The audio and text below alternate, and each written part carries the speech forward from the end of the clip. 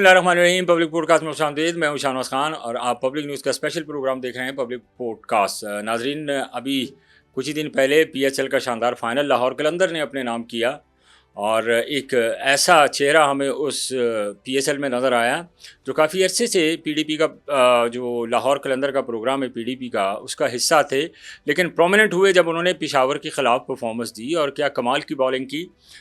लाहौर कलंदर की जीत में एक अहम किरदार अदा किया। नो डाउट के तेज़ भी बहुत, वेरिएशन भी थी, लाइनो लेंथ भी बड़ी एक्यूरेट थी। तो और हमने देखा कि जिस तरह बाकी मैचेस में उन्होंने परफॉर्म किया, उन्होंने कमाल कर दिया और हर किसी की ज़ुबान पर एक ही नाम आया। जो मेरे पॉडकास्ट का मेहमान है वो हैं Salman Mirza. Salman, thank you for coming यार। Thank you for having me Shahnawaz भाई। अच्छा सलमान, नॉर्मली पॉडकास्ट का आगाज़ तो बेसिकली ये होता है कि यार क्रिकेट में किस तरह आ गए, और भी तो बहुत सारी ऐसी गेमें होती है जो बंदा खेलता है, कोई फुटबॉल खेलता है, कोई हॉकी खेलता है, तो क्रिकेट की तरफ कैसे आ गए? हमारे यहाँ आपको पता है एक ही स्पोर्ट्स जो छोटे होते से हर बंदा देखता आ रहा है वो क्रिकेट ही है। गली मोहल्ले में कोई पार्क है, कोई ग्राउंड है, आपको सिर्फ क्रिकेट ही नजर आती है। और आपके जो बड़े कोई भाई हैं, दोस्त हैं, कोई भी है, वो क्रिकेट ही उसी से जुड़े होते हैं। तो मेरा आगाज़ भी उसी तरह ही हुआ। मेरा बड़ा भाई फरहान जो है वो टेबल खेलता था, तो उसको देख के क्रिकेट की तरफ जो है वो एक शौक पैदा हुआ, तो छोटी उम्र से बस क्रिकेट में लग गए। अच्छा, शुरू में आपको शौक था हार्ड बॉल खेलने का या शुरू से आप मतलब टेप बॉल का शौक था? ज़ाहिर है हमारे यहाँ तो एक रिवाज है ना कि जब क्रिकेट शुरू करते हैं तो टेनिस बॉल, टेप बॉल से ही शुरू होता है काम। जी बिल्कुल, स्टार्ट तो मेरे ख्याल से हर प्लेयर का गली मोहल्ले की tape ball, tennis ball, cricket से ही होता है। तो मेरा भी उसी तरह ही हुआ। ज़ाहिर है जब आप स्कूल कॉलेज से आते हैं तो वो थोड़ा टाइम ही होता है, तो उसमें आप क्रिकेट बॉल तो प्रॉपरली मेरे ख्याल से नहीं खेल सकते। तो शाम का जो भी टाइम मिलता है उसमें टेनिस बॉल, टेप बॉल खेल के, तो उधर से ही हमारा आगाज़ हुआ। नहीं, टेप बॉल में तो नॉर्मली हमने देखा, तो आपने कभी किसी को रोल मॉडल देखा कि यार मैं अगर क्रिकेट शुरू कर रहा हूँ तो ये जो फास्ट बॉलर, मैं इस तरह का फास्ट बॉलर बनना चाहता हूँ, या इस तरह का किसी को कॉपी करते हो कि यार इसके एक्शन मुझे बहुत अच्छा लगता है? वो शुरू में होता है ना स्टार्ट, जब बंदा क्रिकेट शुरू करता है। बिल्कुल, लेकिन फॉलो तो ऐसा नहीं किया, क्योंकि जब हम क्रिकेट देखते छोटे होते तो वसीम अकरम वगैरह को हम टीवी पे देखते थे, तो उन्हीं से ही क्रिकेट का शौक पैदा हुआ। लेकिन उनको कॉपी करना या उनकी तरह का बनना तो ज़हन में उस वक्त नहीं था। बस यही था कि क्रिकेट खेलेंगे और हो सकता है किसी दिन हम भी कोई अच्छे लेवल पे खेल सकें। ये पहले ज़हन बनाया हुआ था, प्लान था इस चीज़ का कि एक दिन अच्छी क्रिकेट खेलनी है? जी, जब आपको आसपास से पता चलता है कि यार, सुनने में मिलता है कि यार ये लड़का अच्छा है, अगर ये मेहनत करे तो कुछ कर सकता है, तो फिर ज़रूर आपका माइंड बनता है। और मेरा भी छोटी उम्र में जब लोगों से सुना कि शायद अगर ये लड़का मेहनत करे तो कुछ ना कुछ खेल सकता है, तो उसके बाद से ही है। ऐसा कभी इसी दौरान ज़ाहिर है आपने स्टार्ट जो ये टेप बॉल किया, टेप बॉल में भी आपका बड़ा नाम है, तो टेप बॉल की क्रिकेट में जब आप शुरू की टेप बॉल में, तो आप टेप बॉल में आपने बड़ा नाम बना लिया, तो वो स्पेसिफिक टेप बॉल खेलने की क्या वजह थी और एज ए प्रोफेशनल आपने टेप बॉल खेलनी शुरू कर दी? टेप बॉल देखें, जिस तरह छोटे होते थे, जिस गेम में स्टार्ट किया, आहिस्ता आहिस्ता खेलते खेलते उसमें थोड़े अच्छे हो गए, लोगों ने पहचानना शुरू कर दिया, बुलाना शुरू कर दिया, तो उसी में ही अल्लाह ने रोज़गार स्टार्ट कर दिया। अच्छा। तो उसके बाद से यही था कि क्योंकि क्रिकेट बॉल के लिए टाइम आपको बहुत ज़्यादा चाहिए, और छोटे होते से हम यही था कि किस तरह से इतना टाइम निकलेगा। स्कूल भी था, कॉलेज भी था, तो जितना टाइम मिला था उसके ऊपर होता था, और उसी में अल्लाह ने थोड़ी इज्जत दे दी, नाम दे दिया, रोज़गार भी दे दिया। तो इस वजह से फिर टेप बॉल की तरफ चले गए। उसके बाद जब लाहौर कलंदर्स ने ट्रायल शुरू किए तो फिर एक उम्मीद हमारे अंदर जागी कि हम भी क्रिकेट बॉल खेल सकते हैं। टेप बॉल की हद तक अगर बात करें तो टेप बॉल से आपने शुरू, जब आपने एज ए प्रोफेशनल शुरू किया, तो अर्निंग आपकी पहले मैच में आपने टेप बॉल में कितने पैसे लिए, और आपकी सोर्स ऑफ इनकम, आप ज़ाहिर है टेप बॉल पे डिपेंड कर रहे थे, तो आपकी source of income tape ball थी, तो पहले टेप बॉल के मैच में आपने कितने पैसे? मुझे अब एग्जैक्टली तो याद नहीं है कि पहले मैच में कितने होंगे, लेकिन उस टाइम पे अगर हम देखें 2011-12 में, तो शायद 500 हो या 1000 हो, इससे ज़्यादा तो नहीं हो सकता, लेकिन एग्जैक्ट मुझे याद नहीं है। अच्छा। तो जिधर भी मैच खेलने जाना शहर में, खैर तब शहर में तो पैसे बिल्कुल नहीं मिलते थे, जो हम दूसरे सिटीज़ में खेलने जाते थे तो उसमें कभी 1000, कभी 1500, इस तरह से आपको मैच फीस मिल जाती थी। तो जाहिर है फिर एक टाइम तो ये भी आया होगा कि आप अच्छे खासे बड़े प्रोफेशनल बन गए थे। जी जाहिर है, स्टार्ट तो हर बंदा, कोई जॉब भी हो, कुछ भी हो, तो आप बिल्कुल जीरो से ही करते हैं। तो फिर आहिस्ता आहिस्ता जब आपका नाम बनता है, जब आप परफॉर्म करते हैं, लोग आपको पहचानते हैं, बुलाना शुरू करते हैं, फिर उसमें भी मैच फीस बढ़ जाती है, और एट द एंड काफ़ी अच्छी एक अमाउंट बन गई थी। नहीं, तो फिर इसमें ज़ाहिर है आप जब टेप बॉल में इतनी तेज़ बॉलिंग करनी शुरू की, तो कब आपको ये रियलाइज़ हुआ कि यार अब मैं प्रोफेशनल क्रिकेट जो है ना टेप बॉल में भी खेल सकता हूँ, और टेप बॉल की तरफ, क्योंकि टेप बॉल मिनटों में आपको स्टार बना देता है और मिनटों में हीरो, मिनटों में ज़ीरो, तो कौन सी ऐसी कोई परफॉर्मेंस थी जिसकी वजह से आप सबकी नज़रों में आ गए टेप बॉल की वजह से, कि हर बंदे ने ये ख्वाहिश केदार की कि यार सलमान मिर्ज़ा मेरी टीम की तरफ से खेले। जहाँ तक मुझे याद है एक आरफा क्रीम में टेबल का टूर्नामेंट हुआ था।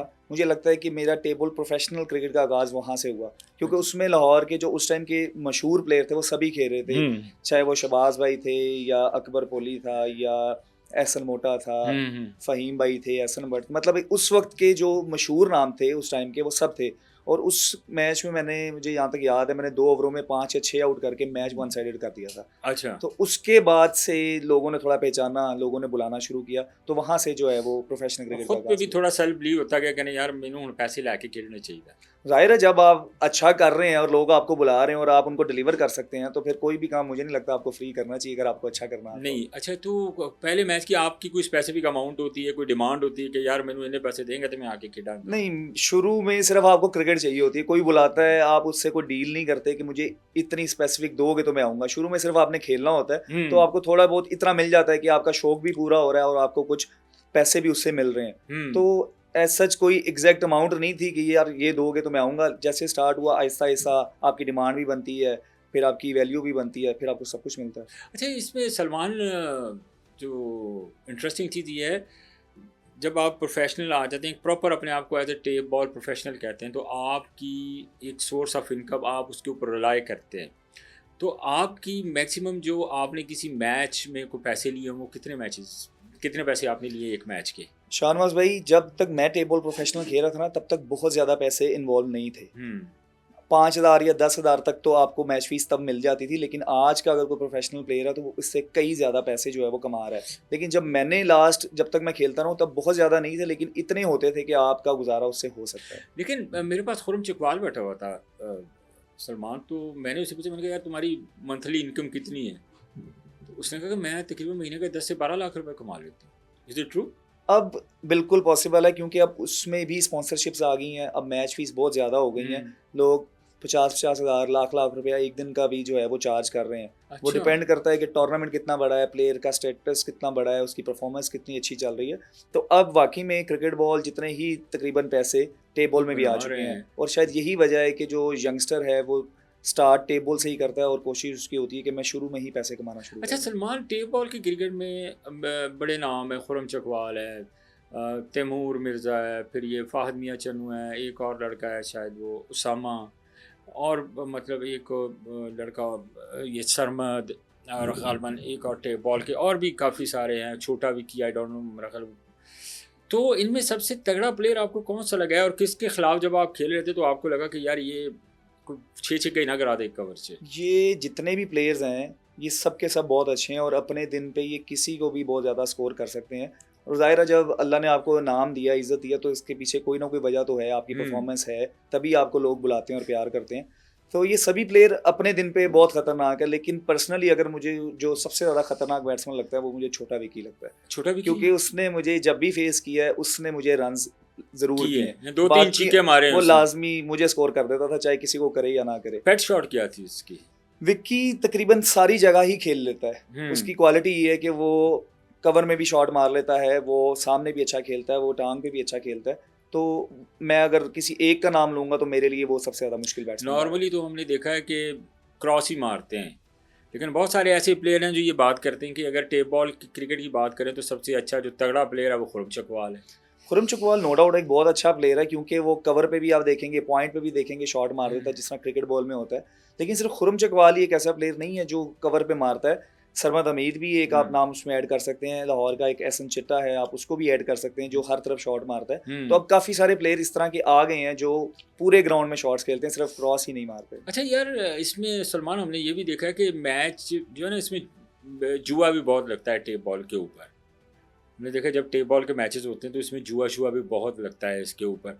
ये कभी आप लोगों को कभी कुछ इस तरह का कोई आया कि यार तू इतने पैसे ले लाते, मैच जीत जा हार जा, या इतने पैसे लेके तुमने ये करना है? नहीं, मेरा पर्सनल एक्सपीरियंस तो ऐसा कुछ नहीं रहा। बाकी लोग हमें किसी ने ऑफर कराई हो? नहीं, मुझे पर्सनली तो कभी कोई इस तरह की ऑफर नहीं आई।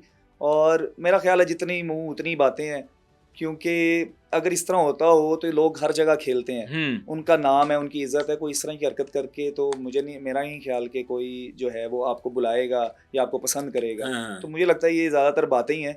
और इसमें हकीकत शायद ना होने के बराबर है। अच्छा, इसके बाद आप मुझे ये बताएं, देखिए टेप बॉल का तो हो गया, तो फिर कहाँ कौन सा वो वक्त आया जब आपको रियलाइज़ हुआ कि मुझे यार अब हार्ड बॉल खेलनी चाहिए? जब लाहौर कलंदर्स ने प्लेयर डेवलपमेंट प्रोग्राम के ट्रायल्स शुरू किए, तब से मैंने क्रिकेट बॉल को ख़त्म किया और टेप बॉल को ख़त्म किया और क्रिकेट बॉल की तरफ मैं आ गया, क्योंकि वो एक ऐसा प्लेटफॉर्म लाहौर कलंदर्स ने इंट्रोड्यूस करवाया कि उसके लिए लाजमी नहीं है कि आप अंडर 13, अंडर 16, अंडर 19 वाले क्रिकेटर्स, जो एक प्रॉपर चैनल है, सिर्फ वही हार्ड बॉल खेल सकते हैं। तो उन्होंने सबको मौका दिया कि जिसके पास एक टैलेंट है और उसको लगता है कि वो अच्छी क्रिकेट खेल सकता है, वो आए, अपना टैलेंट शो करे और पीएसएल खेले और पाकिस्तान को रिप्रेजेंट करे। नहीं, तो पहला आपके पास लाहौर कलंदर का आपके पास जो अपॉर्चुनिटी आई वो किस तरह आई? ये क्योंकि एड्स वगैरह हम देख रहे थे कि लाहौर कलंदर्स ने एक ट्रायल का सिस्टम शुरू किया है कि कोई भी कहीं से भी आके ट्रायल दे सकता है, और अगर वो अच्छा होगा, वो सिलेक्ट होगा, फिर उनके लाइव मैचेस होंगे, फिर जो उनके परफॉर्मर्स होंगे वो ऑस्ट्रेलिया टूर करेंगे। तो एक इन्होंने पूरा एक सेटअप बनाया था कि प्लेयर को ग्रूम किस तरह से किया जाए, कि उनको एक लाइव एक्सपोजर भी दिया जाए, उनको टूर भी कराया जाए।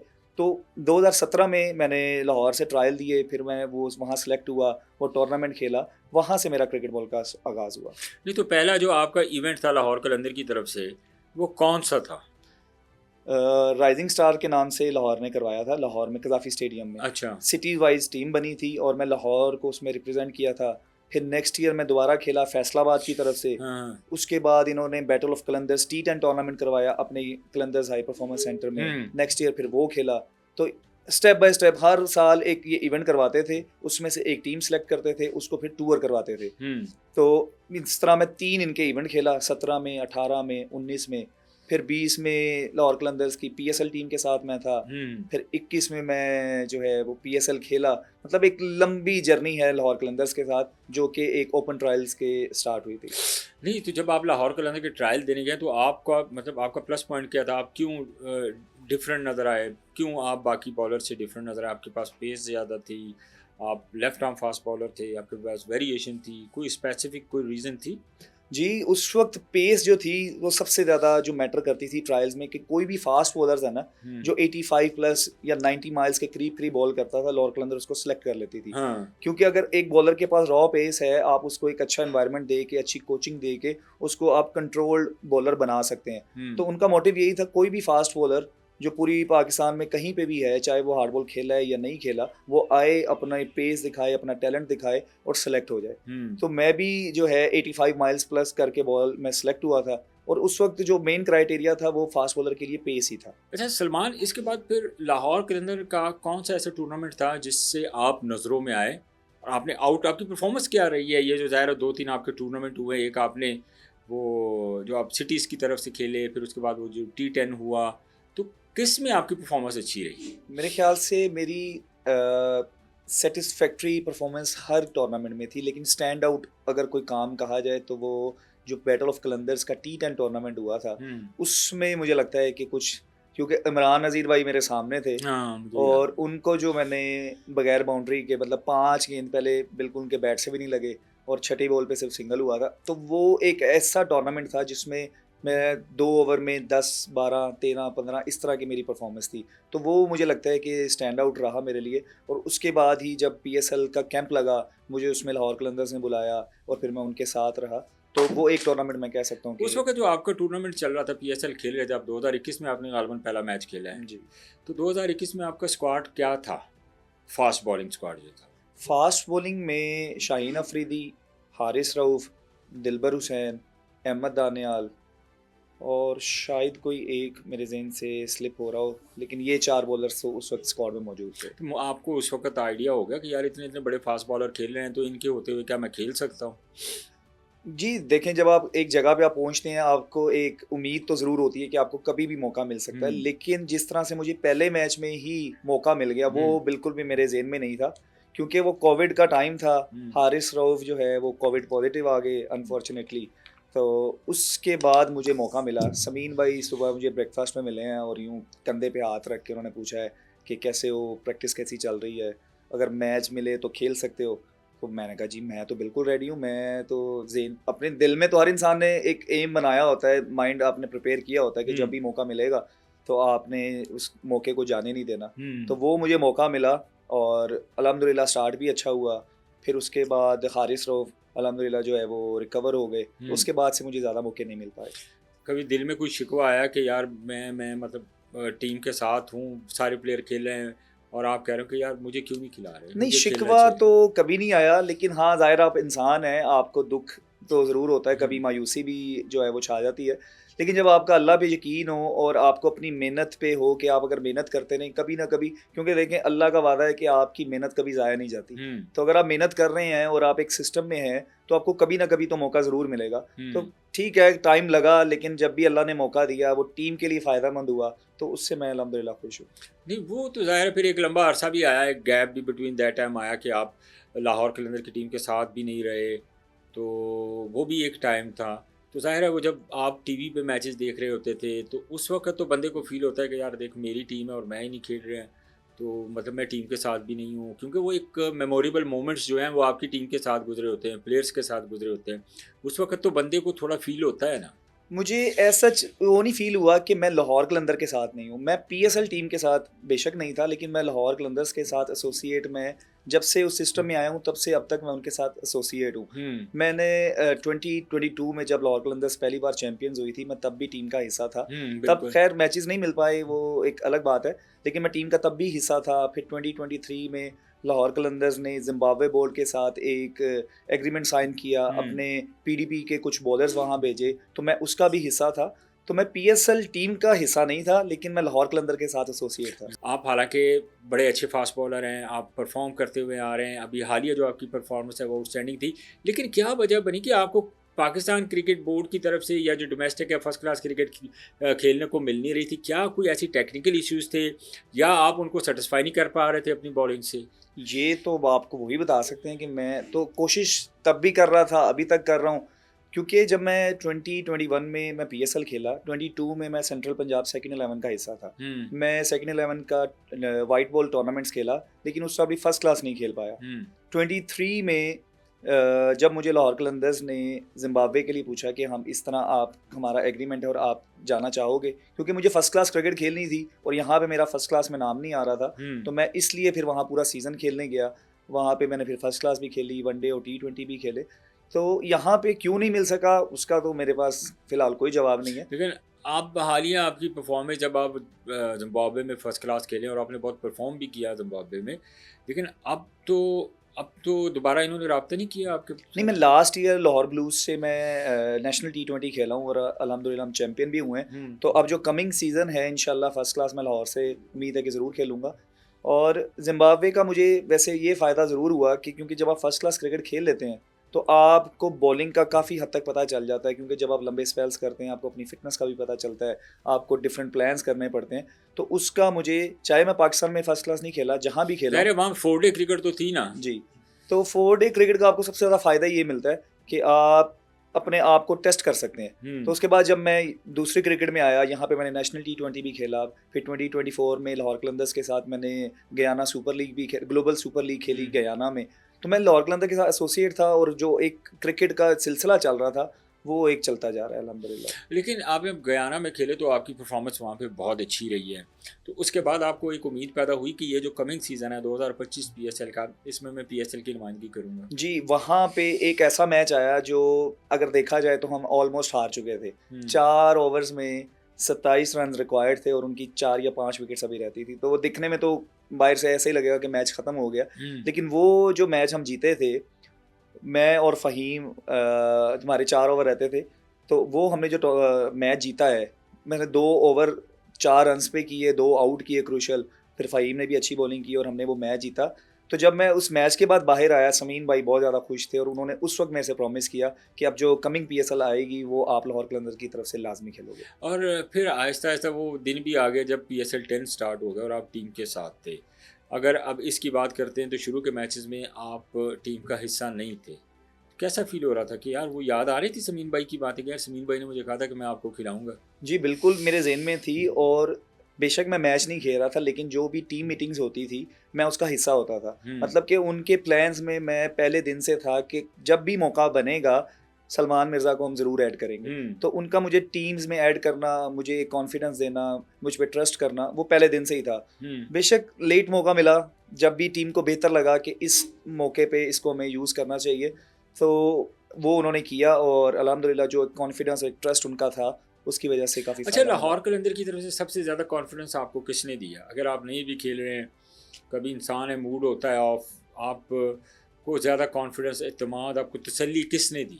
इस पूरे सीज़न में समीन भाई ने जिस तरह से मुझे कॉन्फिडेंस दिया और ट्रस्ट शो किया है, वो एक ऐसी चीज़ है कि मैं मतलब एक्सप्रेसिबल नहीं है कि आपको कितना अच्छा लगता है कि एक इंसान आपको, बेशक आप प्लेइंग 11 में नहीं है, लेकिन आपको ट्रीट एज अ प्लेइंग 11 की तरह कर रहा है, एक फैमिली की तरह कर रहा है, आपको कॉन्फिडेंस दे रहा है। तो वो एक चीज़ मेरे लिए बहुत अच्छी थी, क्योंकि हर प्रैक्टिस में वो मेरे से बात भी करते थे, हर टीम मीटिंग में मुझसे बात करते थे कि आप मेंटली और फिजिकली प्रिपेयर रहो, कभी भी जो है वो अल्लाह पाक मौका बनाएगा और आपने हमें मैच लाजमी जितवाने हैं। तो अच्छा। उनका जो ट्रस्ट था मेरे पे वो पहले दिन से था। अच्छा, शाहीन शाह अफरीदी, जी हारिस रऊफ आपके सीनियर बॉलर हैं, तो ज़ाहिर है आप भी लेफ्ट आर्म है, शाहीन शाह अफरीदी भी लेफ्ट आर्म है, तो शाहीन शाह अफरीदी का आपको मतलब वक्तन फ़वक्तन आपको बताते थे कि क्या करना चाहिए, क्या नहीं करना चाहिए, और शाहीन शाह अफरीदी की आपको मैच खिलाने में ज़ाहिर है ऑल इन ऑल है, तो आपको उन्होंने भी कभी तसल्ली वगैरह दी कि यार सलमान कोई बात नहीं, तू खेलेगा? जी बिल्कुल, देखिए जब भी टीम मीटिंग होती है उसमें समीन भाई, शाहीन शाह अफरीदी और कोच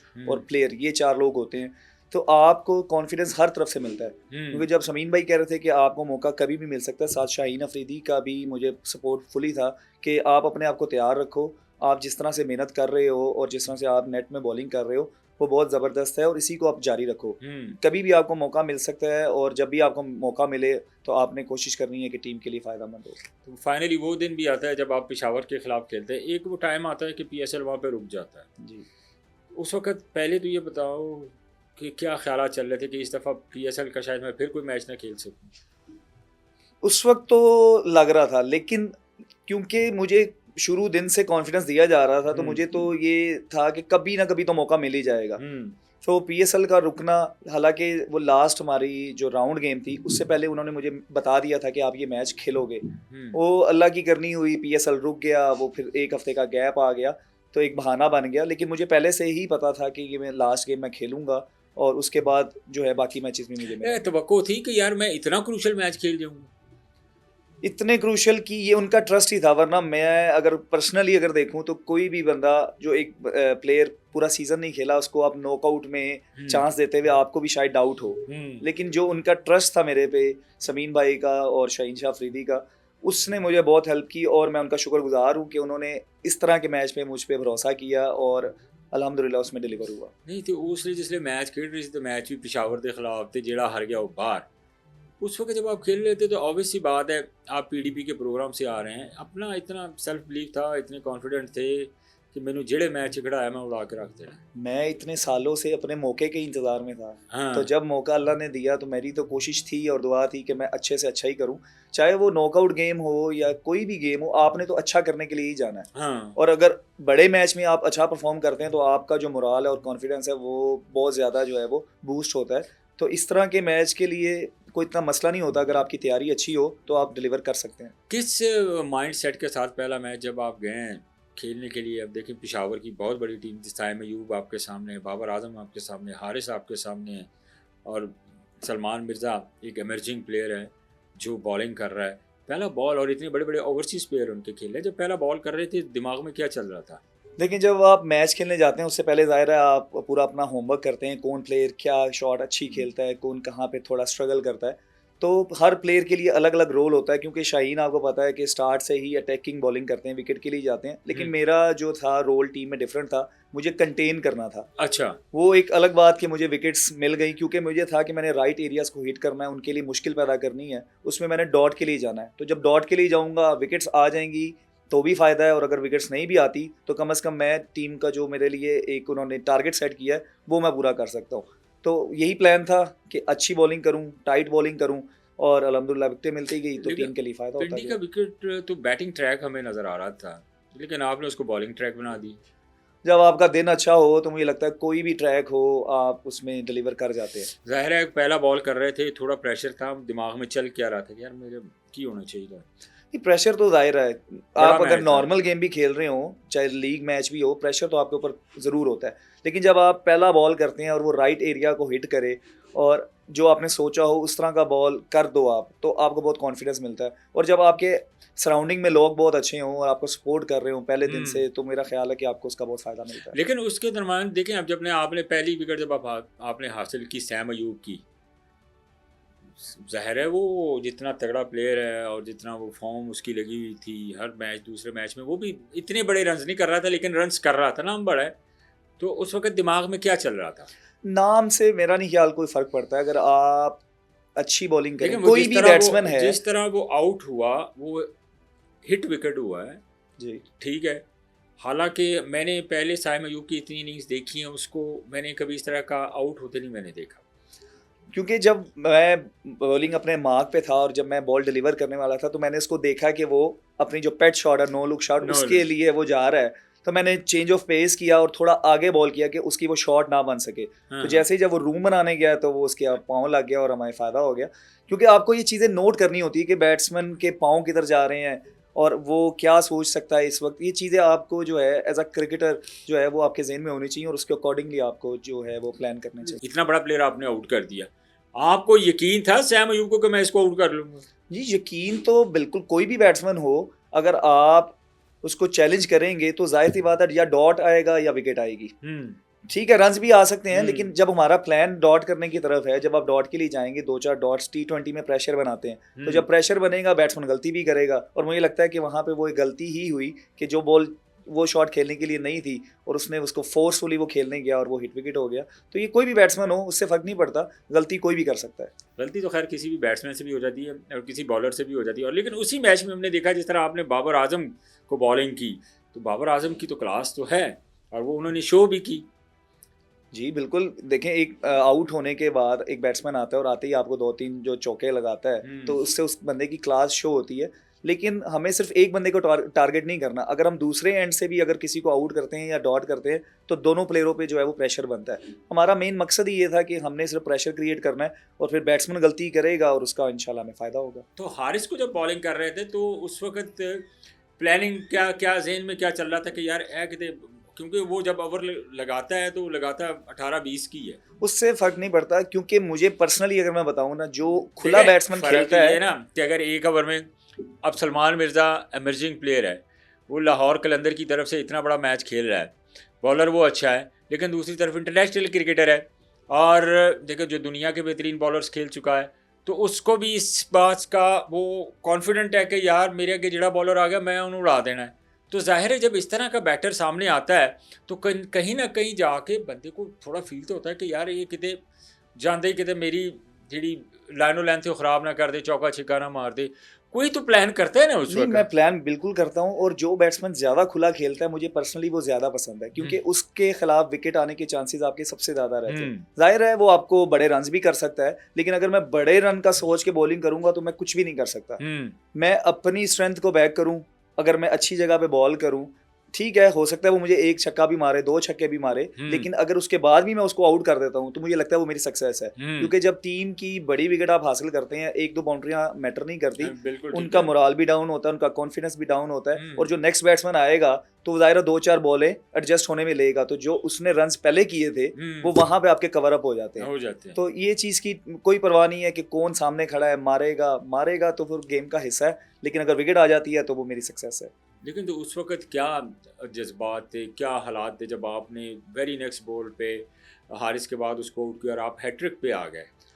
क्योंकि वो विकेट ऐसी थी, पावर प्ले में जब आप 3-4 आउट कर दें ऊपर से तो कमर टूट जाती है टीम की, और मुझे वहाँ पे काफ़ी हद तक यकीन हो गया था कि अब जो मैच है वो इंशाल्लाह हम जीत जाएंगे। अच्छा। क्योंकि जब आप पावर प्ले में इतनी बड़ी 3-4 विकेट्स ले लें तो आप डिफेंसिव मोड पे चले जाते हैं, और जो बॉलिंग लाइनअप है वो अटैकिंग मोड में होता है, उनका मोराल और कॉन्फिडेंस बहुत ऊपर होता है। तो सिर्फ यही प्लान था कि हमने जो है सिर्फ उनको बैकफुट पे लाना है और अपना फ़ायदा उठाना है। बाबर आजम तो क्रीज पर मौजूद थे, वो कहीं ना कहीं आपको थोड़ा मतलब उसका थोड़ा आपको फील हो रहा था कि यार अगर बाबर आजम खेल गया थोड़ी देर तो कोई मैच ना चेंज कर दे? नहीं, उस वक्त टू बी ऑनेस्ट मेरे ज़हन में ये नहीं था। मुझे था कि जहाँ इतने सारे मैं आउट अल्लाह ने मुझे दिए, अगर बाबर आजम को भी मैं आउट करता हूँ तो मेरे लिए एक और प्लस पॉइंट होगा।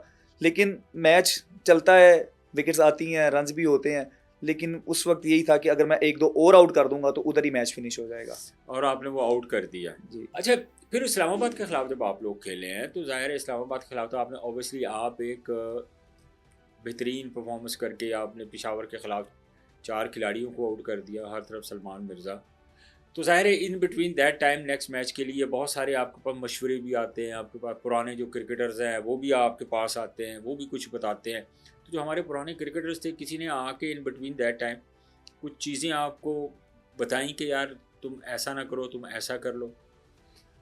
मैं 1-2 बंदों से जो मैंने बात की वो उन्होंने मुझे यही मशवरा दिया। इवन कि जब टीम मीटिंग भी होती है, समीन भाई और शाहीन ने सिर्फ एक ही बात मुझे हर मैच के बाद बोलते थे कि जो आप कर रहे हो आपने वही करना है, आपने इसको चेंज नहीं करना, ज़्यादा कुछ भी तजर्बे नहीं करने, क्योंकि जो चीज़ अगर आपको डिलीवर कर रही है तो मेरा नहीं ख्याल कि आपको उसको चेंज करना चाहिए।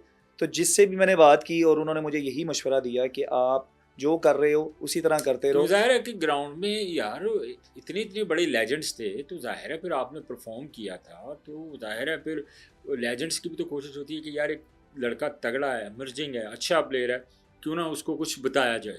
मैं पर्सनली उनसे मिल के बहुत कुछ पूछना चाहता था मौके पे, क्योंकि अच्छा। जब इतने बड़े नाम आपके सामने हो तो हाँ। आपकी कोशिश होती है उनसे जितना वसीम फ़ायदा आप अकरम है, बिल्कुल, वकार यूनुस है, वो ग्राउंड में मतलब मौजूद हैं। आपके जो ओवरसीज जी। जो लेकिन कमेंटेटर मेरे हैं। दिल में बहुत सारे सवाल थे कि मैं इनसे पूछूं, लेकिन उस मौके की मुनासबत ये थी कि अगर आप ज़्यादा चीज़ें पूछेंगे तो वो मिक्सअप भी हो सकती हैं। जो आप कर रहे हैं बेसिक अगर आपके लिए डिलीवर कर रहा है और आपको बाहर से कोई और मशवरे मिलते हैं, वो जब आप मिक्सअप करेंगे तो ग्राउंड में ट्रबल आपके लिए खुद के लिए होगी। तो मेरी कोशिश थी कि मैं ना ही ज़्यादा पूछूं और उनसे मैं उसके बाद मिल के जो गलतियां हैं या मैं क्या चीज़ें मज़ीद बेहतर कर सकता हूं मैं उनसे बात करूं, उनसे मशवरा लूं। लेकिन मौके पे मेरी कोशिश यही थी कि जो चल रहा है उसी तरह चलता रहे। हमने फिर देखा कि कराची के खिलाफ अच्छा पहले जो विकेट था, विकेट को आपने इंजॉय किया बॉलिंग करते हुए? क्योंकि नॉर्मली बैटिंग पैराडाइज था और जाहिर है बैटर ज़्यादा इंजॉय करते हैं, बॉलर्स के पास ऑप्शंस बहुत कम होती हैं, वन ऑफ द ओवर। तो वहाँ आपने कभी फील किया कि यार को थोड़ी बहुत कोई रिलैक्सेशन तो मिलनी चाहिए ना फास्ट बॉलर को? बिल्कुल मिलनी तो चाहिए। जिस तरह की अब विकेटें बन रही हैं 250 स्कोर T20 में इजीली बन जाता है और वो चेज़ भी हो जाता है, या अगर ना भी चेज़ हो तो मैच बड़े क्लोज होते हैं। लेकिन अब क्रिकेट इसी तरह ही चलती आ रही है, आपको उसी के अंदर अपने आप को एडजस्ट करना है, अपनी स्किल्स को बेहतर करना है, अपनी डिलीवरीज को आपने और ज़्यादा ऐड करना है। लेकिन अब जो चल रहा है आप उसको चेंज नहीं कर सकते। तो आप अगर सक्सेसफुल अगर आप बॉलर बनना चाहते हैं या क्रिकेटर बनना चाहते हैं तो आपको उन्हीं कंडीशंस के अंदर रहते हुए अपने आप को डेवलप भी करना है और उनको यूटिलाइज करके आपने जो है वो रिजल्ट भी प्रोड्यूस करना है। इंटरनेशनल किसी प्लेयर्स को बॉलिंग करवाना चाहेंगे कि यार ए प्लेयर कितने मेरे सामने आ जाए ना, तो मेरी ख्वाहिश भी है और मैंने बॉलिंग भी करना चाहना और आउट भी करना चाहना, तो वो कौन सा प्लेयर होगा? अगर रेड बॉल, जितना आपने मेरे से कितने रेड बॉल के बारे में पूछा, अगर रेड बॉल में कोई मेरे सामने आता है तो मुझे खुशी होगी अगर मैं जो रूट और स्टीव स्मिथ को आउट करूं, क्योंकि वो रेड बॉल क्रिकेट के इतने बड़े प्लेयर हैं कि जब वो विकेट पे होते हैं तो बॉलर के लिए इतना बड़ा चैलेंज है कि इसको आउट कैसे करना है। तो कभी अगर मैं उनको बॉल करता हूँ और मुझे मौका मिलेगा इंशाल्लाह, तो उनको अगर मैं आउट करता हूँ तो वो मेरे लिए मेरे कैरियर की बेस्ट विकेट्स अगर मैं कहूँ, बेस्ट मोमेंट अगर मैं कहूँ लाइफ का, तो वो मेरे लिए वो होगा। तो वाइड बॉल से, वाइट बॉल में तो पाकिस्तान में ही इतने ज़्यादा अच्छे प्लेयर्स हैं, अगर आप इनके खिलाफ भी अच्छा परफॉर्म करें, इनको आउट करें, तो आपको प्राउड फील होता है। ओवरसीज पाकिस्तान की तो ऑब्वियसली आप कर ही रहे हैं और कर भी रहे हैं। PSL में तो आप ओवरसीज प्लेयरों को भी आउट कर रहे हैं सारे, लेकिन ओवरऑल एक ख्वाहिश होती है ना कि यार जिस तरह आप हमारे इंडियंस के हमारे जो फास्ट बॉलर हैं वो इंडियंस प्लेयर्स के खिलाफ खेलना चाहते हैं, जैसे विराट कोहली है, रोहित शर्मा है, जसवाल है, अभिषेक शर्मा है, जो बड़े बड़े नाम हैं। फिर उसके बाद अब साउथ अफ्रीकन जो T20 टीम है, न्यूजीलैंड की साउथ अफ्रीकन T20 टीम है, सॉरी, फिर ऑस्ट्रेलिया। तो इन इंटरनेशनल प्लेयर्स की तरफ अगर वाइड बॉल की बात करें तो कौन सा ऐसा बैटर होगा जिसको आप कहेंगे कि यार इन्हों में बॉलिंग भी करना? मुझे लगता है कि एक नाम ऐसा है वर्ल्ड क्रिकेट में कि कोई भी बॉलर हो उसकी ख्वाहिश ही होगी कि उसको आउट करे या उसके खिलाफ जो है वो परफॉर्म करे, वो मेरे ख्याल विराट कोहली है। तो अगर इंडिया से अगर मैं किसी एक प्लेयर को पिक करूं कि अगर कोई विकेट आपकी ड्रीम विकेट कोई होगी तो वो विराट कोहली होगी। अगर मैं इंग्लैंड से देखूं तो वो जॉस बटलर होगी, और अगर मैं साउथ अफ्रीका से देखूं तो वो हेनरिक क्लासन होगी, और अगर मैं वेस्ट इंडीज से देखूं तो क्योंकि उनके लिए तो जो T20 सिर्फ आओ और मारो, जो उनका एक माइंडसेट है, तो उनके खिलाफ तो कोई भी विकेट जो है वो मुझे लगता है बड़ी विकेट ही है। और अगर आप ऑस्ट्रेलिया की तरफ आएँ तो वाइट बॉल क्रिकेट में मैक्सवेल मुझे लगता है, क्योंकि वो आपको किसी भी दिन कोई भी बॉलर हो वो आपको तबाह कर सकता है। अगर मैं दूसरे वर्ड्स में बोलूँ तो अगर उसकी विकेट आएगी तो मेरे लिए वो भी ड्रीम विकेट्स होंगी। ड्रीम विकेट्स होंगे। चलिए इसके बाद फिर फाइनल की तरफ आते हैं। फाइनल का ज़ाहिर है बहुत प्रेशर है, आपने 4 दिनों में 4 टीमें बाहर कर दी पीएसएल के अंदर, और आपका बड़ा एक इम्पोर्टेंट रोल था, मेन रोल था। आप 2 मैचेस में, 4 में से 2 मैचेस में आप मैन ऑफ द मैच हुए, ठीक है। तो पहला ये जो मोमेंट था ये हमारे साथ शेयर करें। देखें, एक तो मौका मिलना और उसमें आप टीम की जीत के लिए किरदार अदा करें, तो मेरा नहीं ख्याल इससे अच्छा मेरे लिए कोई मोमेंट हो सकता है कि जब मौका मिला मैं टीम के लिए फ़ायदेमंद हुआ। क्योंकि मौका मिलना बड़ी बात नहीं है, टीम के लिए फ़ायदेमंद होना वो एक बड़ी चीज़ है। हाँ। तो वो एक मेरे लिए एक बड़ी खुशी की एक लम्हा है कि मैं टीम के एक विन में किरदार अदा किया। और फिर जब आप इस तरह की परफॉर्मेंस दे देते हैं तो आप पे एक प्रेशर आपकी परफॉर्मेंस का भी बन जाता है, क्योंकि एक्सपेक्टेशंस बहुत ज़्यादा हो जाती हैं। आपको एज अ मेन बॉलर आप उसमें खेल रहे हैं और आपने परफॉर्म करना है, तो उसका एक प्रेशर आपके ऊपर एक्स्ट्रा बिल्डअप हो जाता है। बिल्कुल होता है प्रेशर बिल्ड, हमने देखा भी है कि जिस तरह वो मतलब प्रेशर बंदे के ऊपर आता है। ज़ाहिर है सोशल मीडिया का दौर है, चीज़ें तो हर बंदे के पास ये फ़ोन भी है। आप तो खुशकिस्मत लोग हैं, आपको तो आईफोन गोल्ड प्लेटेड फ़ोन आपको मिले, तो आप तो वाहिद ऐसे जो है ना, लाहौर कलंदर हमेशा डिफरेंट करती है। वो हमारे एक फ्रेंचाइज वालों ने एक अपने प्लेयर को जो है ना वो ड्रेसर टाइप जो है हेयर ड्रेसर वो दे दिया। वो यकीन करें कि समटाइम इस तरह होता है कि हमें नहीं इस तरह की हरकतें करनी चाहिए, उससे हमारी ना बदनामी होती है, हमारी रेपुटेशन ख़राब होती है। लेकिन लाहौर कलंदर ने क्या ज़बरदस्त काम किया, क्या मतलब डिफरेंट काम करते हैं यार। मुझे बड़ा प्यार है सिर्फ इन चीज़ों से ना, जिस तरह वो काम वो करते हैं। आप लोगों को गोल्ड प्लेटेड मोबाइल मिले, मतलब ये कैसा लम्हा था और आप लोग फुल एंजॉय कर रहे हैं इस वक्त। लाहौर कलंदर्स की सबसे अच्छी चीज़ यही है कि वो अपने सब प्लेयर्स को एज अ फैमिली ट्रीट करती है। हाँ, तो जब आप एक इन्वायरमेंट में हैं और आपका कोई प्लेयर परफॉर्म कर रहा है तो उसको उसकी हौसला अफजाई के लिए लाहौर कलंदर्स जो है इस तरह के जो है आपको गिफ्ट्स देता है। और आप मज़े की चीज़ ये देखें कि जब हम चैम्पियन हुए हैं उसके बाद जितना भी हमारा स्पोर्ट्स स्टाफ था, चाहे वो कोचेस थे, स्पोर्ट्स स्टाफ था, वो तमाम जो स्क्वाड था, सबके लिए लाहौर कलंदर्स ने जो है वो आईफोन जो है गोल्ड प्लेटेड अनाउंस किए हैं। तो ये एक स्वीट जेस्चर है कि जो लाहौर कलंदर्स अपनी फैमिली, अपने प्लेयर्स के लिए रखता है, और ये बड़ी काबिल सताइश बात है। और ये वाहद फ्रेंचाइज है। अब देखें, आप जैसे प्लेयर जो पीडीपी के प्लेयर है, जिन पे उन्होंने इन्वेस्ट किया, उन्होंने टाइम दिया, आप लोगों ने वफादारी साबित की, आप लोगों ने भरपूर मेहनत की, उन्होंने भरपूर आपको आप लोगों का साथ दिया हर प्लेटफॉर्म के ऊपर। और आज देखें, अगर मैं समझता हूँ कि लाहौर कलंदर के प्लेटफॉर्म से अगर आप ना होते तो शायद आप सलमान मिर्जा, एक टेप बॉल का प्लेयर मुझे नजर आ रहा होता। लाहौर कलंदर्स अगर वो ट्रायल्स वाला सिस्टम ना शुरू करता तो मैं वाकई में 6.5 लाख बच्चों के ट्रायल ले चुके हैं अभी तक। अच्छा, ये फिगर आपके पास है? जी, मेरे पास 6.5 लाख। जिस साल मैंने ट्रायल दिए थे लाहौर से पहली दफ़ा, उस साल 50,000 से ज़्यादा बच्चा था। मैं सुबह 6 बजे जो है वो ग्राउंड पहुंचा हूँ लाइनों में लग के, शाम 4 बजे के बाद मेरी बारी आई है। मतलब कि लोग ऐसे मौके के इंतज़ार में थे कि जो लोग अपना टैलेंट कहीं पे दिखा सकें, क्योंकि जो लोग नहीं पूरे एक सिस्टम से क्रिकेट बॉल खेले और अगर उनमें टैलेंट है तो उनमें उनका क्या कसूर है कि उनको कोई मौका ही ना मिल पाए। ऐसे ऐसे प्लेयर भी लाहौर कलंदर के लिए खेल रहे हैं। समीन भाई ने कहा कि ट्रायल्स के लिए आए हैं, कि जो केपीके वाली साइड से आए हैं, बन्नू वाली, कुहाट वाली साइड से, और वो रात को पहुंचे, उन्होंने कुछ खाया पिया नहीं है, सिर्फ लाहौर कलंदर की जो है ना वो ट्रायल्स लेने के लिए, कि लाहौर कलंदर के जो ट्रायल उन्होंने देने हैं उसके। जी देखें ना, इस चीज़ का सबूत है कि लोग ऐसी अपॉर्चुनिटी का कितना बेसब्री से इंतज़ार कर रहे थे, क्योंकि लाहौर कलंदर ने एक मौका दिया। अब आप जितनी जल्दी पहुंच पाएंगे उतनी जल्दी जो है आपको शायद मौका मिल पाए, क्योंकि जब आप लेट पहुंचेंगे स्टेडियम के बाहर तो जब हज़ारों लोगों का मजमा होगा तो आपकी एंट्री भी उसी नंबर के हिसाब से होगी। तो इसलिए लोग एक रात पहले आ जाते हैं ताकि हम जल्दी से जल्दी मौका जो उसको कर सकें। इस दफ़ा तो मैं आप भी ट्रायलां दी सी, इस दफ़ा ट्रायलां दी कम से कम मेरे ख्याल 15,000 बच्चा है।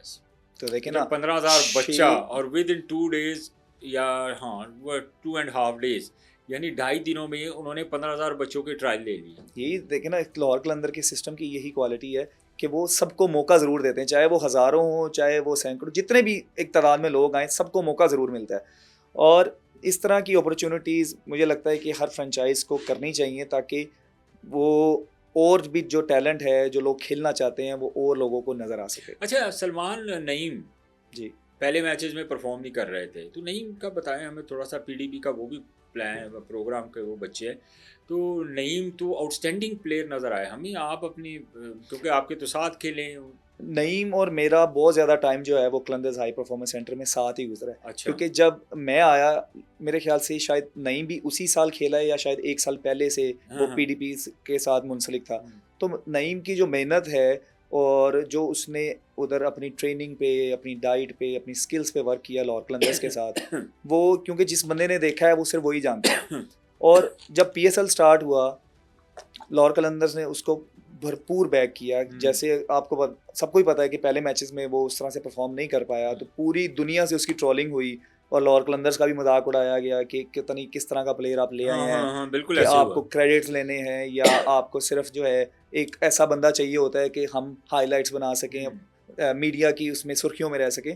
लेकिन जब उसने परफॉर्म किया, क्योंकि लाहौर कलंदर्स को उसके पोटेंशियल का पता था, एक दो तीन मैचेस किसी भी प्लेयर के पोटेंशियल को डिस्क्राइब नहीं कर सकते। नहीं कर सकते, सही कह रहे हैं। क्योंकि जब उसको भरपूर मौका मिलेगा, कॉन्फिडेंस मिलेगा, सपोर्ट मिलेगी, और उसका रिजल्ट फिर जो है नईम ने शो किया कि पहले 4-5 मैचेस के बाद उसने 3-4 50 किए, emerging player of the tournament बना। लाहौर कलंदर्स की जो कामयाबी है उसमें उसने अपना किरदार अदा किया, मेन रोल प्ले किया। अच्छा, अब प्लेयर्स की बात कर लेते हैं। अब फ़खर जमान बड़ा शानदार परफॉर्म किया। हमारी नॉर्मली परसेप्शन यही है कि लाहौर कलंदर की तरफ से अगर फ़खर जमान शुरू में रन्स नहीं करते तो फिर मुश्किल होता है रन्स करना, और उसके बाद फिर सिकंदर रज़ा जिस तरह उन्होंने परफॉर्म किया थ्रू आउट द टूर्नामेंट, और पिछले मेरे ख्याल 2 साल से वो लाहौर 3 कलंदर साल से 3 साल से लाहौर कलंदर के साथ है, और जिस तरह फिर उनकी एक दबंग किस्म की जो फाइनल में एंट्री थी, वो तो एक फिल्मी एंट्री थी एक इंसान अच्छा, की कि मैच से पहले आया और सारा कुछ दुनिया ने देखा।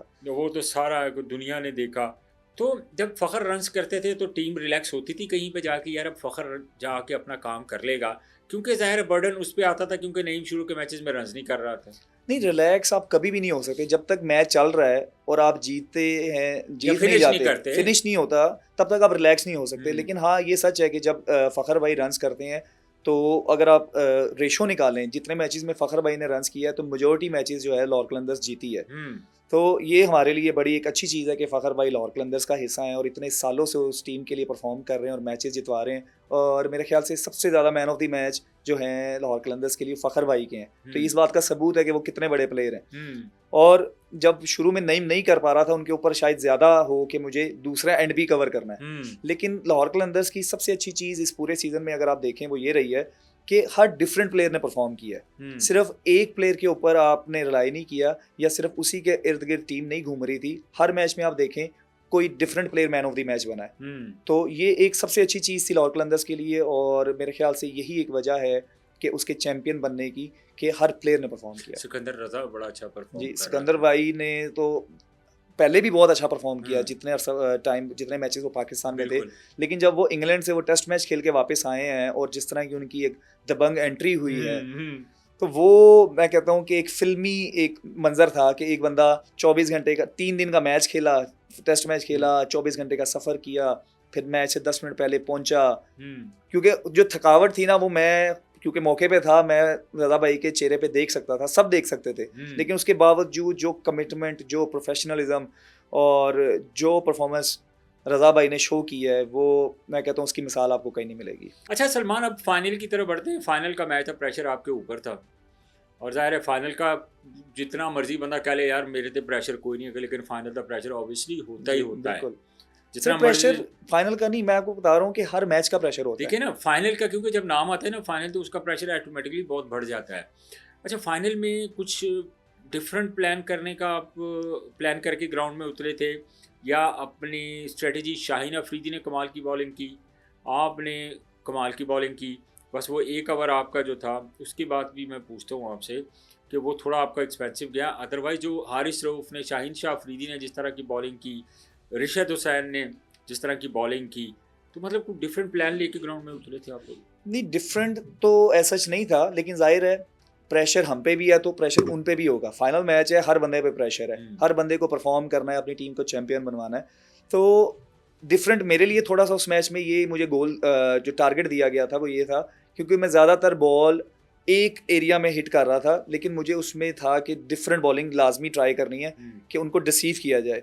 पावर प्ले तक तो उसने काम किया, लेकिन जो लास्ट ओवर आप जिसने जिक्र किया कि नहीं अच्छा गया, उसमें क्योंकि पूरे क्यों कहने सारी दुनिया ने भी चल किया मैं खुद भी उस चीज़ को मानता हूँ कि वो नहीं अच्छा वो गया, नहीं होना चाहिए था जी। क्योंकि पूरे अगर टूर्नामेंट में देखें तो मेरी वेरिएशन ने बहुत ज़्यादा जो है वो मुझे बेनिफिट दिया। तो लास्ट ओवर में भी मैं उसके ऊपर रिलाई किया, लेकिन वो वर्क नहीं कर सकी।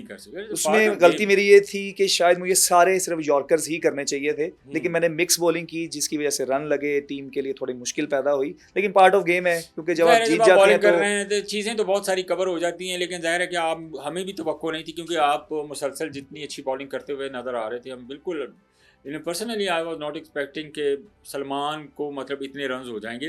नो डाउट के फ़हीम सिर्फ फॉर्म में थे, उनके बल्ले पे बॉल आ रही थी, वो हिटा चंगियाँ बजदियाँ पईयां सी, लेकिन कम अज़ कम ये तवक्को नहीं सी कि यार वो आखिरी ओवर से इतना स्कोर कर लेगा। किस माइंड के साथ आखिरी ओवर कर रहे थे? बेशक फ़हीम कोई भी बैट्समैन हो, इन फॉर्म भी हो, लेकिन अगर आप बॉलिंग अच्छी करेंगे तो आप तब भी सेव कर सकते हैं। मैं उस ओवर में मानता हूँ कि जो बॉलिंग मुझे उस वक्त करनी चाहिए थी वो मैं नहीं कर सका, लेकिन क्योंकि मैं अपनी वेरिएशन पे ज़्यादा रिलाई कर रहा था, यॉर्कर्स मैंने कम किए, ज़्यादा करने चाहिए थे। लेकिन इंसान अपनी इन्हीं गलतियों से सीखता है, और जब कभी दोबारा इंशाल्लाह इस तरह का कोई मौका होगा तो फ़र्क आपको नज़र आएगा कि क्योंकि जब तक आप गलतियां नहीं करते, जब तक सब चीज़ें अच्छी जा रही हों तो आपको सब ठीक लगता है। जब तक थोड़ा मुश्किल टाइम नहीं आता, आपको रन्स नहीं लगते या कोई मुश्किल वक्त सिचुएशन नहीं बनती, तो आप चीज़ें सीखते नहीं हैं। तो मैं ये कह सकता हूँ कि चाहे वो मेरा ओवर बड़ा लगा, लेकिन वो मेरे लिए सीखने का एक अमल था, और इसका मुझे फ्यूचर में बहुत फ़ायदा मिलेगा। क्योंकि ओवरऑल आप बहुत अच्छी बॉलिंग कर रहे थे। खैर जब आप लोग ये स्कोर चेस करने गए, ज़ाहिर 201 रन था, जब चेस करने गए और फ़खर जमान पहली मतलब आउट होते हैं अर्ली ऑन, तो उस वक्त तो ऑटोमेटिकली कुछ चीज़ें होती है ना, बंदा कह रहा होता है कि यार साडा जो 60-70 वाला प्लेयर सी वो आउट हो गया। मुश्किल तो ज़रूर हुई, क्योंकि हमें उम्मीद थी कि अगर हम पावर प्ले अच्छा खेल जाएंगे, क्योंकि विकेट काफ़ी ज़्यादा आसान था, क्योंकि विकेट में कुछ हो नहीं रहा था, तो हमें ये था अगर पावर प्ले हमने अच्छा यूटिलाइज कर लिया तो हम ये मैच जीतेंगे। लेकिन फ़खर भाई के जब आउट हो गए शुरू में ही, तो हमें थोड़ा सा मुश्किल नज़र आना लग गया कि अब इतना बड़ा रन और पावर प्ले को भी आपने यूटिलाइज करना, तो ये किस तरह से होगा। लेकिन उस वक्त जिस तरह पहले नईम को फ़खर भाई कवर कर रहे थे, उस मैच में नईम ने फ़खर भाई को जो कवर किया है, क्योंकि जब नईम बैटिंग पे जाने लगा था, मैं उसको खुद मिला हूँ कि यार मुझे जो मेरा ओवर गया है ना, हो सकता है कि वो 10-15 रन हमें तंग करें, लेकिन तू एक ऐसा हमारा प्लेयर है कि वो 10-15 रन फ़ौरन कवर कर सकता है। और वो मुझे कॉन्फिडेंस से कह के गया था कि यार ये मैं करके जाऊँगा, और उसने वो अपनी बात पूरी भी की, और जिस तरह का हमें स्टार्ट दिया और मैच को जिताने में उसने किरदार अदा किया, वो कमेंडेबल है। मैं कहता हूँ कमाल कर दिया। लेकिन आमिर भी तो आपके खिलाफ मैच खेल रहे थे, तो आमिर की जब बॉलिंग कर रहे थे, डेप्थ ओवर में बॉलिंग कर रहे थे, तो उस वक्त जाहिर है आप भी लेफ्ट हैंड फास्ट बॉलर हैं, आमिर भी फास्ट बॉलर है। वो कहते हैं कि जी जनाब आमिर का बॉलर कोई नहीं थे, लेकिन हमने जब भी डेप्थ ओवर में देखा है आमिर को, वो तो मारी पड़ती देखी। आपको पता है सोशल मीडिया, मोहम्मद आमिर एक बहुत शानदार बॉलर है, इसमें कोई शक नहीं, लेकिन ये जो परसेप्शन बने हुए हैं, ये हमारे जो फैन क्लब्स हैं उनकी तरफ से बने हुए हैं कि ये सबसे अच्छा, ये सबसे अच्छा। सभी अच्छे हैं, लेकिन जो एट द मोमेंट और ऑन द डे जो डिलीवर करेगा वही बेस्ट है। लेकिन अगर आप देखें, मोहम्मद आमिर बेशक बड़ा बॉलर है, लेकिन हमारे खिलाफ पिछले मैच में भी उसको रन हुए थे, तो हमें इस चीज़ का कोई प्रेशर नहीं था कि मोहम्मद आमिर के ओवर्स रहते हैं या मुश्किल हो सकती है, क्योंकि अगर हमने एक दफ़ा किया तो इंशाल्लाह हम दोबारा भी कर सकते हैं। और यही हुआ, उसके ओवर होने के बावजूद जो उसको रन्स एंड पे लगे, कुशाल परेरा ने किया, सिकंदर भाई ने किया, तो वो हमारे माइंड में था कि हम कर सकते हैं, और अल्हम्दुलिल्लाह वो हुआ। कोचिस का साथ आपका बड़ा बेहतरीन रहा, काशिफ रज़ा का, रियाज अफरीदी का, तो जाहिर है ये तो PSL 10 के एडिशन आप लोगों ने अपने नाम कर लिया और बड़ी मेहनत की आप लोगों ने, और फाइनली हमारी भी ये ख्वाहिश थी कि लाहौर कलंदर जो जीते। आतिफ भाई बड़े कॉन्फिडेंट हमें नज़र आते थे, कह तुम टेंशन ना लो हम जीतेंगे। तो ये प्लेयर्स के ऊपर इतना, प्लेयर सिर्फ लाहौर कलंदर को ही होता है, अल्लाह पर यकीन और प्लेयर्स के ऊपर इतना एतमाद। तो सलमान अब क्या आगे प्लान, अभी कोई ख्वाहिश है दिल में पाकिस्तान खेलने की? जी बिल्कुल, हर प्लेयर की ख्वाहिश होती है जब वो क्रिकेट स्टार्ट करता है प्रोफेशनली, तो अल्टीमेट गोल हर बंदे का पाकिस्तान खेलना ही है, और उसको आप अपनी मेहनत, अपनी कमिटमेंट, अपनी परफॉर्मेंस स्टेप बाय स्टेप जो है उसके करीब जाते हैं। तो बिल्कुल ख्वाहिश है, और इंशाल्लाह जिस तरह की बॉलिंग चल रही है, अल्लाह करे इसी तरह एक लंबे अरसे तक रिदम चलती होनी रहे चाहिए। और परफॉर्मेंसेज निकलती रहें, तो उम्मीद है कि इंशाल्लाह ग्रीन शर्ट भी ज़रूर पहनूंगा। चलिए, हमारी नेक ख्वाहिशात और हमारी दुआएं आपके साथ है, क्योंकि आपने जितना अच्छा परफॉर्म किया लाहौर कलंदर के लिए, आपने पूरे पाकिस्तानियों के, लाहौर कलंदर के फैंस के दिल जीत लिए हैं। It's a part of game कि कभी दिन अच्छा होता है, कभी बुरा नहीं होता, लेकिन आपने थ्रू आउट अपनी बॉलिंग से जितना इम्प्रेस किया है हमारे बड़े बड़े जो सुपरस्टार गुजरे हुए हैं उनको, क्योंकि शायद कमेंट्री आपकी बातों तक ना सुनी, लेकिन हम लोगों ने कमेंट्री सुनी, उनके जो पॉजिटिव रिमार्क्स थे वो हमने आपके बारे में सुने, तो जो हमें पर्सनली मुझे तो बहुत अच्छा लगा कि ज़ाहिर है कि सीनियर प्लेयर हैं, अगर किसी भी यंगस्टर्स को इतना अप्रिशिएट कर रहे हैं तो मुस्तकबिल में वो पाकिस्तान क्रिकेट के काम आ सकते हैं। बहुत शुक्रिया सलमान आपके वक़्त का।